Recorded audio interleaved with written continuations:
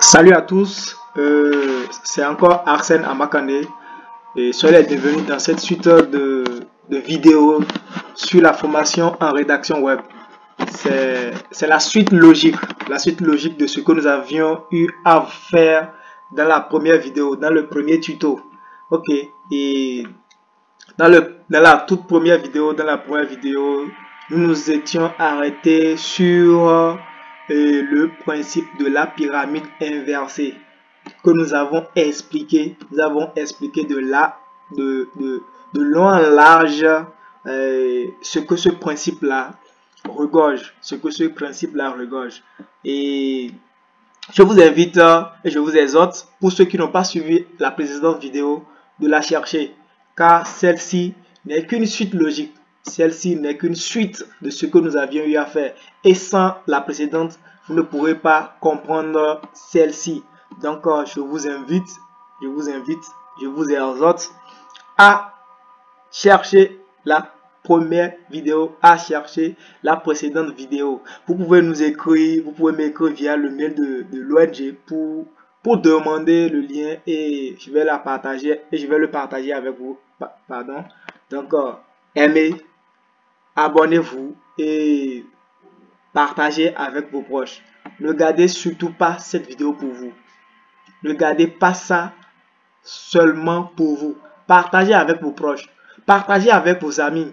Si moi j'ai eu l'aimabilité, si cette ONG a eu l'aimabilité de mettre ces formations à votre disposition gratuitement, et pourquoi ne pas avoir aussi cette aimabilité, cette joie, cette satisfaction que nous avons en mettant cette vidéo, cette formation gratuitement à votre disposition, partagez avec les autres. Pourquoi pas? Donc, ne la gardez pas pour vous, partagez. Merci beaucoup. Eh bien, comme je le disais, c'est la suite logique de la précédente vidéo. Par conséquent, cherchez la précédente, cherchez la première vidéo. Ceci n'est qu'une suite, ce n'est que le tuto 2. Et le tuto 2, sans le tuto 1, vous ne pourrez rien comprendre. Et le tuto 1, sans le tuto 2, vous n'aurez pas la formation complète. Par conséquent, pour ceux qui ont eu à regarder la précédente vidéo, cherchez aussi la seconde, cherchez celle-ci. Pour ceux qui n'ont pas eu la chance, de suivre la précédente, demandez, écrivez-nous via le mail qui s'affiche là et nous allons vous l'envoyer. Ok, ici nous allons parler des astuces de pro, les astuces de professionnels. Qu'est-ce que j'y mets? Pour être un professionnel, pour montrer que vous êtes un professionnel de la rédaction web, il y a un certain nombre de choses à respecter, un certain nombre de choses à suivre. Le premier point, c'est rédiger le test d'un site internet. Lorsque vous rédigez le test d'un site internet, vous vous redynamisez, vous approfondissez vos connaissances que vous devenez petit à petit et au fur et à mesure un professionnel des mots, un professionnel de la rédaction web. Rédiger le contenu des pages du site web, rédiger les fiches produits d'une boutique en ligne pour améliorer le référencement. Quatrième point, écrire des articles de blog. C'est un exercice qu'il faille faire pour un début, pour ceux qui ne sont qu'à un début. Créer un blog, que vous vous fixez l'objectif d'animer soit 2 articles par semaine, soit un article par semaine ou bien un article par jour. Ça dépend de votre disponibilité que vous allez animer.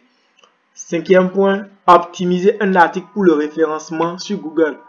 Voilà, c'est l'un des objectifs que tout rédacteur web cherche, et être repéré plutôt par Google, c'est l'objectif. Et il y a mon formateur qui disait ceci, et la grande joie pour un rédacteur web, c'est d'être en train de faire des recherches et tomber sur son propre article. Lorsque vous allez sur Google et vous tapez un sujet et que votre propre article apparaît, c'est une grande joie. C'est comme si et c'est une victoire que vous avez remportée. Donc, essayez. Ensuite, publier des statuts Facebook pour nourrir la stratégie de community management, la stratégie e-book et autres. Donc, ce sont des astuces de professionnels. Par la suite, l'inspiration. Restez toujours en veille d'information. Allez toujours à la recherche de l'information. Cherchez. Ne restez pas en marge. Ne restez pas en marge. Cherchez. Deuxième point, ne perdez pas vos idées. Ne perdez pas vos idées. Troisième, soyez à l'écoute. Il faut être à l'écoute. Celui qui écoute est bon. Écoutez beaucoup et parlez moins. C'est l'une des vertus que recherche beaucoup, que doit rechercher un rédacteur web. Vous écoutez la radio, vous écoutez l'information, vous écoutez l'actualité, vous écoutez vos voisins, vous écoutez vos amis afin de trouver d'inspiration, de trouver des sujets que vous allez développer et les inviter par la suite d'aller lire. Donc c'est la raison pour laquelle il faut rester à l'écoute. C'est très intéressant. Ah ouais, c'est intéressant. Quatrième point, ayez confiance en vos connaissances. Surtout ça, il faut avoir confiance en vos connaissances. C'est très important. Si vous n'avez pas confiance en vos connaissances, c'est difficile. Les autres ne pourront pas, vous ne pourrez pas publier des choses de qualité. Vous ne pourrez pas non plus vous mettre en valeur. Donc, il faut avoir confiance en vos connaissances. Cinquième point, pensez qualité au lieu de quantité. Très, très important. Astuce de professionnel, astuce de pro, très, très importante. Pensez qualité au lieu de quantité. La qualité prime sur la quantité. Vous êtes d'accord avec moi que produire un article par semaine, un article de qualité par semaine, qui arrive, excusez-moi, un article à travers lequel vous arrivez à avoir 50 j'aime ou bien, disons même 1000 j'aime avec des commentaires en une semaine, que rédiger deux articles par semaine pour lesquels vous avez seulement 10 j'aime, 10 j'aime ou bien 10 j'aime ou bien 2 j'aime et à peine un commentaire. Pensez qualité au lieu de quantité. C'est important. Ensuite, nous verrons le SEO, le Search Engine Optimization, référencement naturel. L'objectif du rédacteur web est de rédiger des contenus mieux repérés par Google, qui apparaissent en haut de la première page de résultats naturels, qui attirent les visiteurs et génèrent du trafic vers le site, qui intéressent les internautes pour qu'ils les partagent. Ça, c'est ce qu'il faut. Et pour ça, voici les points à respecter. Restez, mettez-vous dans l'esprit du lecteur. Pardon. Mettez-vous à la place du lecteur. Si j'étais à la place du lecteur, je suis à la place de l'internaute. Qu'est-ce qui va me plaire? Je cherche quoi? Est-ce que quand je veux me connaître, je vais pour lire des articles sur les business, je vais pour lire des articles sur le coronavirus, je vais pour lire des articles sur ça. Donc c'est de ça qu'il s'agit, se mettre dans la peau du lecteur, dans son esprit. Deuxième point, choisir les mots-clés. Il faut choisir les mots-clés. Troisième point, créer des liens internes et entrants. Insérer ces liens, c'est permettre à Google de pouvoir vous repérer, Lorsque les gens cliquent sur vos liens, sur les liens que vous insérez dans vos articles, tout ça favorise le référencement naturel. Quatrième point, structurer son article. Ne rédigez et ne partagez pas un article non structuré. C'est pas trop cool, c'est pas bien. Lorsque l'article n'est pas structuré, c'est un truc en bloc et vous n'avez pas beaucoup de chance, vous avez moins de chances d'être repéré. Parce que lorsque ce n'est pas structuré, lorsque ce n'est pas espacé, c'est difficile. Donc, il faut structurer votre article. Ça favorise également le référencement naturel. Ça favorise le repérage par Google. Cinquième point, variation du champ sémantique. Surtout, n'utilisez pas toujours les mêmes mots. N'utilisez pas toujours les mêmes mots, c'est très important. Et, pardon, n'utilisez pas toujours les mêmes mots, variez votre champ sémantique. Variez vos mots, variez-les. Et il y a des outils de champ sémantique qui vont vous permettre, que je vais mettre également à votre disposition. Et seulement lorsque vous m'écrirez via mail pour recevoir, je mettrai ces outils à votre disposition pour vous permettre de persévérer, de percer. Optimiser ces mots-clés dans la page. Balise méta HTML, la mode, faites des recherches et écrivez des contenus sur des choses, sur des thèmes, des sujets qui sont d'actualité, sur des astuces, sur des choses qui sont à la mode en quelque sorte. Parce que qu'est-ce que les lecteurs font? Qu'est-ce que l'internaute cherche? Et quand on parle de coronavirus, actuellement c'est le coronavirus sévit. Mais quand les gens vont se connecter, la première des choses qu'ils recherchent, c'est aller voir le coronavirus. Comment est-ce que ça se passe dans leur pays? Comment est-ce que ça se passe dans le monde entier? Il y a ça. Et comme mode encore. Et quelle est la manière des gens de s'habiller? Et voilà, des sujets comme ça. Donc c'est un peu ça. Écrire sur des choses qui sont à la mode. C'est très important pour pouvoir gagner. C'est très important. À présent, découvrons le storytelling. Le storytelling. Le storytelling est une méthode discursive employée en marketing et publicité, mais aussi en politique.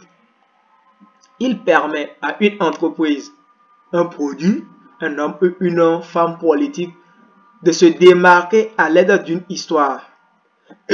Pardon. Les avantages du storytelling. Il capte l'attention de l'auditoire.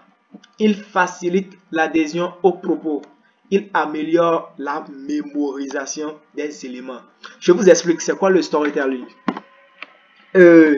Disons que vous voulez écrire un article sur un téléphone que vous voulez vendre. Un téléphone que vous voulez vendre. Le storytelling vous demande quoi? Au lieu de commencer par parler des mérites dans le marketing, au lieu de commencer par parler des mérites de votre téléphone, les qualités de votre téléphone, lorsque vous allez faire usage du storytelling, il suffit juste. En quoi cela consiste concrètement? Excusez-moi. Et cela, il s'agit de raconter une histoire qui va tomber sur votre téléphone, une histoire qui va tomber sur votre produit, une histoire qui met en liaison, qui met en relation l'importance de votre téléphone.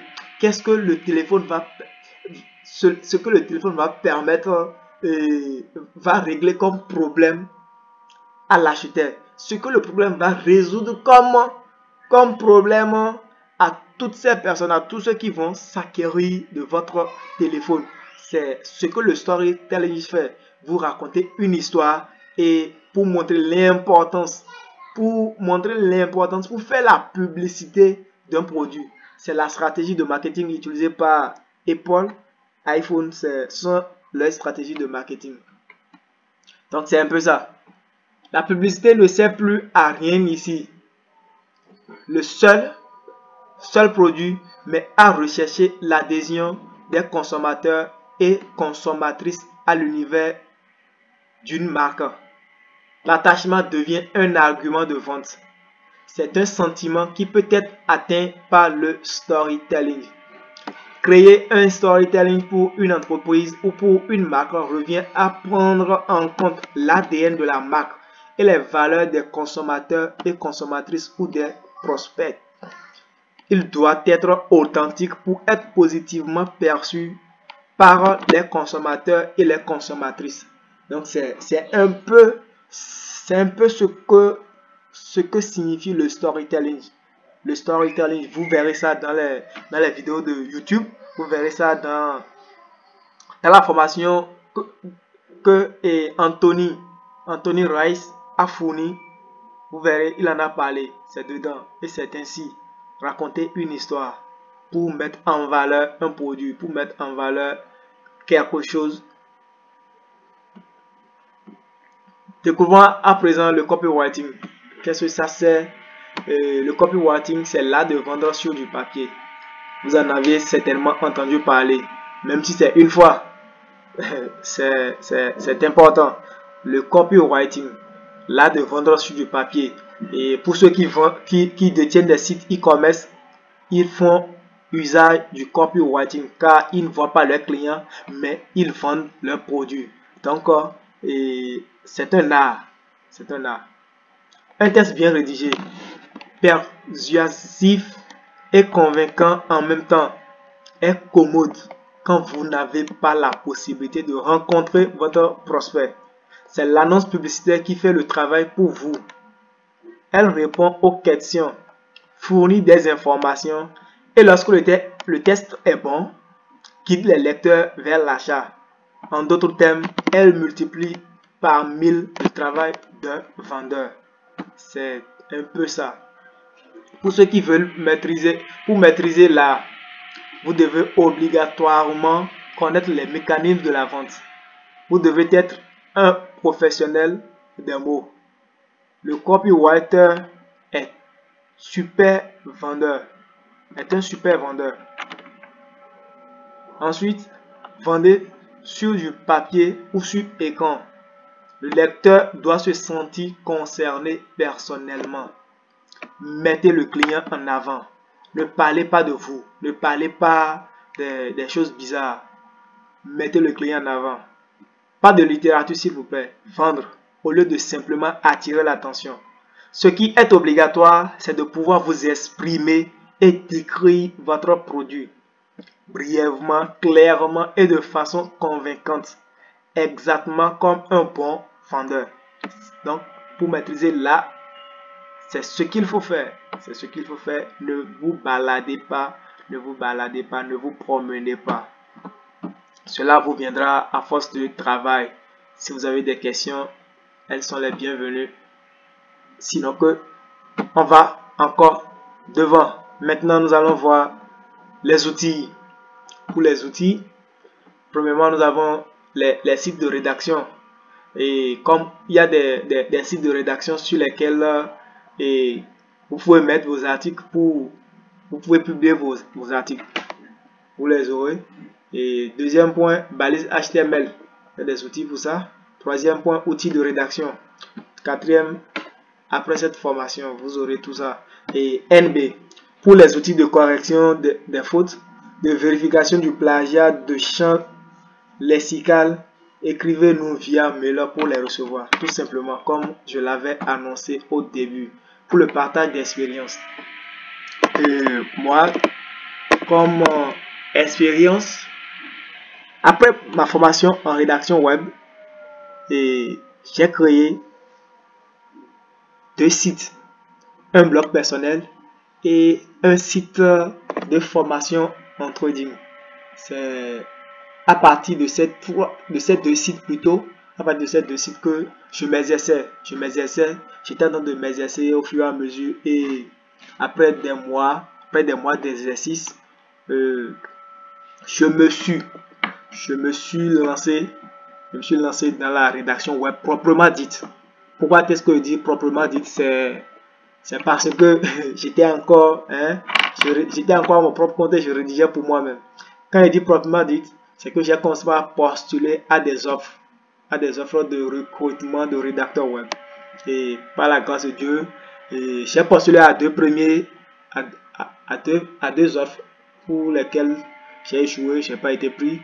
Et cette ONG a lancé et je suis tombé dedans. Et donc, je suis rédacteur à cette ONG et je tiens en ce moment, je rédige pour le site que cette ONG 575.com. www.7ong575.com. C'est tout simplement ça. Vous tapez, vous aurez ça. Donc, c'est de ça qu'il s'agit. L'expérience, vous allez l'acquérir dans l'action, dans la pratique. Rester dans la théorie ne servira à rien. Ne cherchez pas à tout comprendre avant de vous lancer. C'est ce que j'ai fait. Je n'ai pas cherché à tout comprendre avant de me lancer. Tout de suite, je me suis dit qu'il faille m'exercer pour avoir les aptitudes dans la pratique. Je suis aussi un entrepreneur. C'est la raison pour laquelle, quand je trouve, je ne tarde pas, je me lance très vite dans la pratique. C'est un peu ça. Donc, c'est tout mon expérience. Nous allons maintenant parler des notions de community management. Le community manager est la personne chargée de la gestion et du suivi de la présence d'une entreprise sur les réseaux sociaux et autres plateformes communautaires. Responsable de l'image et de la e-réputation d'une entreprise, d'une marque, d'une organisation. Comme moi, je suis responsable actuellement de la e-réputation et de l'image de cette ONG sur plusieurs plateformes, sur LinkedIn, sur Facebook, sur Twitter et même sur WhatsApp. Donc, c'est ça c'est le rôle du community manager. C'est un peu ça. Facebook, vous allez voir les médias sociaux qui sont un peu d'actualité, qui sont les plus utilisés. Vous avez Facebook, Snapchat, Twitter, Instagram, LinkedIn, WhatsApp, un peu de tout ça. Le community manager. Quelles sont ses compétences? Quelles sont les compétences du community manager? Nous allons les voir tout de suite. La première des choses, maîtrise des médias sociaux. La toute première compétence. Parfaite maîtrise des outils informatiques et d'Internet. Deuxième compétence, création de contenu. Notion en graphisme, design et bon rédacteur. Le community manager, comme je l'avais annoncé au départ, et vous êtes rédacteur, vous avez besoin de quelques notions de community management. Et le community manager a besoin également des notions de rédaction web. C'est la raison pour laquelle j'ai dû insérer ce chapitre dans ce module de formation, dans ce tuto 2. Vous devrez avoir une pratique personnelle. Vous devrez avoir une culture. Vous devrez être curieux, avoir une curiosité, avoir un bon relationnel. Ce sont des points qui vous permettront de gagner, surtout de bien mener votre métier de community manager. C'est très important. Questions et réponses. Vous les avez? On passe. Ce qui vous distinguera de tous les autres hommes, c'est votre curiosité et votre créativité. C'est la deuxième citation dont je vous gratifie à la fin de cette formation. Pour vous distinguer des autres hommes, pour vous montrer particulier, vous devrez être curieux. Vous devrez être créatif. Créez. Soyez curieux. Cherchez à comprendre davantage. Lorsqu'on vous parle de quelque chose, cherchez à comprendre davantage. Cherchez. Et poussez votre curiosité. Poussez votre curiosité à vous pousser à la créativité. Donc, ce qui vous distinguera de tous les autres hommes, c'est votre curiosité, votre créativité. Et nous sommes à la fin de cette formation. Merci de m'avoir suivi. C'est une joie, c'est un honneur, c'est un bonheur pour moi de pouvoir animer cette formation, de pouvoir la mettre à votre disposition gratuitement. Et comme je vous l'ai dit dès le départ, s'il vous plaît, ne la gardez pas pour vous seul. Partagez avec vos frères, partagez avec vos amis et surtout, aidez-moi à avoir un max d'abonnés. Et c'est l'objectif que je recherche. Je mets cette formation à votre disposition gratuitement. Mais en retour, aidez-moi à avoir un max. Aidez l'ONG à avoir un max d'abonnés. Partagez avec vos amis. Aimez, likez. Laissez-nous des commentaires. Laissez-nous des commentaires sur notre page et nous nous chargerons de vous répondre. Merci beaucoup et à bientôt.